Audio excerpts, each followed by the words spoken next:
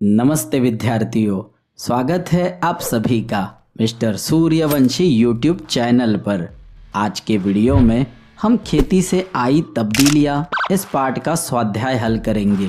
तो चलिए अपनी किताब और नोटबुक तैयार कर लीजिए, क्योंकि आज हम इस पाठ के हर सवाल का जवाब ढूंढने वाले हैं। और हाँ, अगर आप चाहते हैं कि आपकी पढ़ाई और भी आसान और मज़ेदार बने तो इस चैनल को सब्सक्राइब करना न भूलें। वीडियो पसंद आए तो लाइक और दोस्तों के साथ शेयर भी ज़रूर करें। अब बिना देर किए बढ़ते हैं पहले सवाल की ओर। पहला प्रश्न हमें संजाल पूर्ण करने के लिए पूछा गया है। मनुष्य द्वारा खेती करने पर हुए 4 लाभों को हमें लिखने के लिए कहा गया है। फिलहाल तो हम इस प्रश्न का उत्तर संपूर्ण पाठ से खोज सकते हैं। संपूर्ण पाठ ही खेती से हुए लाभ के ऊपर है, परंतु परीक्षा में हमें संपूर्ण पाठ नहीं तो पाठ का कुछ हिस्सा अर्थात पैराग्राफ दिया जाता है। बताने का कारण यह है कि ऐसे प्रश्नों के उत्तर याद करने से बेहतर उसे परिच्छेद में खोजने की आदत रखो, नहीं तो आप ऐसे प्रश्नों के उत्तर याद करके जाओगे और वे उत्तर प्रश्न पत्र में दिए गए परिच्छेद में नहीं होंगे तो आपका उत्तर सही होते हुए भी गलत दे दिया जाएगा। बस कुछ उत्तर आपको आसानी से मिल जाएंगे तो कुछ पैराग्राफ की लाइनों को आपको उत्तर के रूप में ढालना होगा। अभी के लिए आप इनमें से किसी भी 4 उत्तरों को लिख सकते हैं। दूसरे प्रश्न में हमें कारण लिखने के लिए कहा गया है। अनाज सुरक्षित रखना प्रारंभ हुआ। इस प्रश्न का उत्तर हम लिख सकते हैं। अनाज सुरक्षित रखना प्रारंभ हुआ कारण जमीन में अनाज इतना पैदा होता था जितना आदमी एकदम खा नहीं सकता था। दूसरा प्रश्न, मनुष्य को रोज शिकार खेलना पड़ता। इस प्रश्न का उत्तर यहाँ है। उसे तो अपना पेट भरने के लिए रोज शिकार खेलना पड़ता था। प्रश्न के हिसाब से थोड़ा बदलाव करके हम लिखेंगे, मनुष्य को अपना पेट भरने के लिए रोज शिकार खेलना पड़ता था। तीसरा प्रश्न, दुनिया में गरीब आदमी है। इस प्रश्न का उत्तर हमें इस वाक्य में मिल जाएगा। बुरे इंतजाम के कारण दुनिया में आजकल इतने गरीब आदमी है। हम उत्तर कुछ इस तरह से लिखेंगे, बुरे इंतजाम के कारण दुनिया में गरीब आदमी है। चौथा प्रश्न, लोग बैंक में रुपए रखते। इस प्रश्न का उत्तर हमें इन लाइनों से बनाना होगा।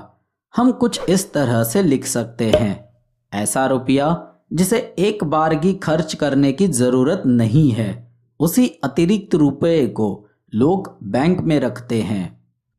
तीसरा प्रश्न उचित जानकारी लिखने के लिए पूछा गया है। प्रश्न है, काम का विभाजन इनमें हुआ। इस प्रश्न का उत्तर हमें यहाँ मिल जाएगा। मर्दों और औरतों के बीच में काम बंटना शुरू हुआ होगा। उत्तर में हम पहले बॉक्स में मर्द और दूसरे बॉक्स में औरत लिख सकते हैं। अगला सवाल, शब्द समूह के लिए एक शब्द लिखना है। शब्द समूह के लिए एक शब्द का अर्थ है एक ऐसा शब्द जो किसी वाक्य या शब्द समूह का संक्षेप में और सटीक रूप से अर्थ व्यक्त करता है। जानवरों को चराने की जगह। इस प्रश्न का उत्तर है चरागाह। दूसरा प्रश्न, जिनके पास बहुत से अतिरिक्त रुपए हैं। इस प्रश्न का उत्तर है मालदार। अगला सवाल हमें वाक्य शुद्ध करने के लिए दिया गया है। ऐसे सवालों में हमें स्पेलिंग्स, शब्दों की जगह और विराम चिन्हों का ध्यान रखना होता है। दिए गए तीनों वाक्यों में विराम चिन्ह नजर नहीं आ रहे हैं। बड़े दुखी लग रहे हो, क्या हुआ? इस वाक्य में अल्प विराम और प्रश्न चिन्ह लगाना है। अरे रामू के बापू घोड़े बेचकर सो रहे हो। इस वाक्य में भी अल्प विराम और पूर्ण विराम लगाना है। तुम्हारे दाने कहाँ है? इस वाक्य के अंत में प्रश्न चिन्ह लगाना है।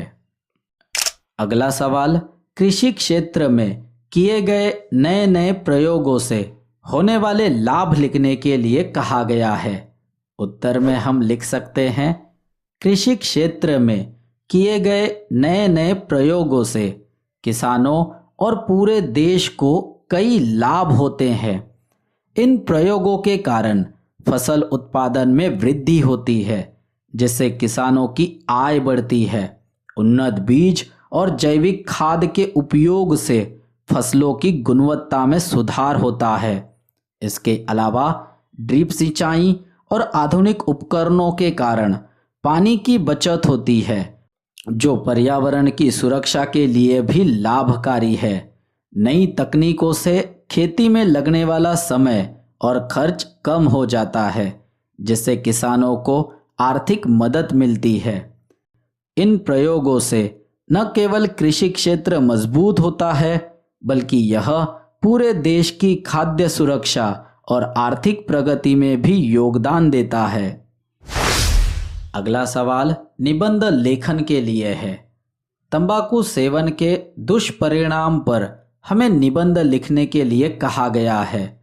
उत्तर में हम लिख सकते हैं, तंबाकू का सेवन स्वास्थ्य के लिए बेहद हानिकारक है। यह न केवल सेवन करने वाले व्यक्ति को बल्कि उसके आसपास के लोगों को भी प्रभावित करता है। तंबाकू के कारण कैंसर, हृदय रोग, फेफड़ों की बीमारियां और दांतों की समस्याएं आम हो जाती हैं। इसमें निकोटीन जैसे हानिकारक रसायन होते हैं, जो शरीर को धीरे धीरे कमजोर कर देते हैं। तंबाकू सेवन आर्थिक रूप से भी नुकसानदेह है। लोग अपनी मेहनत की कमाई का एक बड़ा हिस्सा इन हानिकारक उत्पादों पर खर्च कर देते हैं, जिससे उनका परिवार भी आर्थिक संकट में आ जाता है। इसके धुएं से वातावरण भी प्रदूषित होता है, जिससे समाज के अन्य लोग भी प्रभावित होते हैं। तंबाकू केवल एक नशा नहीं है, बल्कि यह व्यक्ति के जीवन और परिवार दोनों को प्रभावित करता है। इसे छोड़कर व्यक्ति स्वस्थ और सुखी जीवन जी सकता है। समाज को तंबाकू सेवन के दुष्प्रभावों को समझते हुए इसके प्रति जागरूक होना चाहिए। यहाँ पर एक प्रश्न दिया गया है।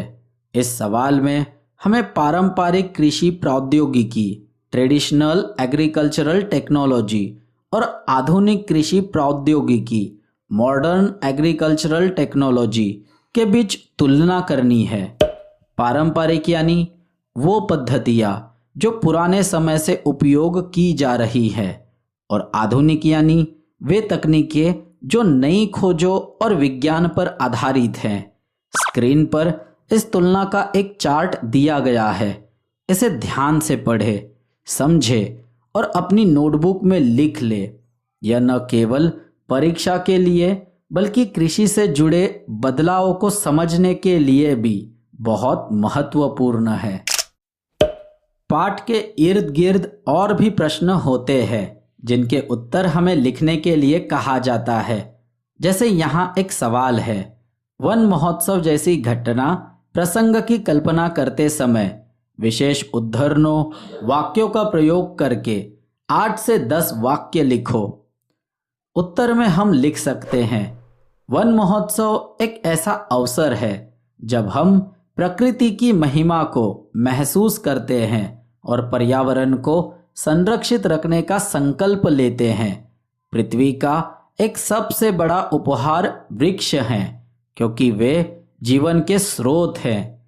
इस दिन हम वृक्षारोपण करके इस जीवनदायिनी धरोहर को संरक्षित रखने का प्रयास करते हैं।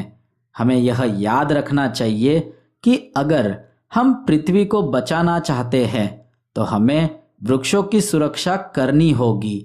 यह महोत्सव हमें समझाता है कि वृक्षों का हर रूप, हर शाखा, हर पत्ता जीवन का एक अहम हिस्सा है। वन महोत्सव का आयोजन हमें यह भी सिखाता है कि प्राकृतिक संसाधनों का संरक्षण करना हमारी जिम्मेदारी है, न कि किसी और की। इस दिन विभिन्न विद्यालयों, संस्थाओं और समाजों द्वारा वृक्षारोपण किया जाता है और इसके साथ ही पर्यावरण संरक्षण के संदेश दिए जाते हैं। यदि हम आज वृक्षों का ध्यान रखेंगे तो आने वाली पीढ़ियों को एक हरा भरा और स्वच्छ वातावरण मिलेगा।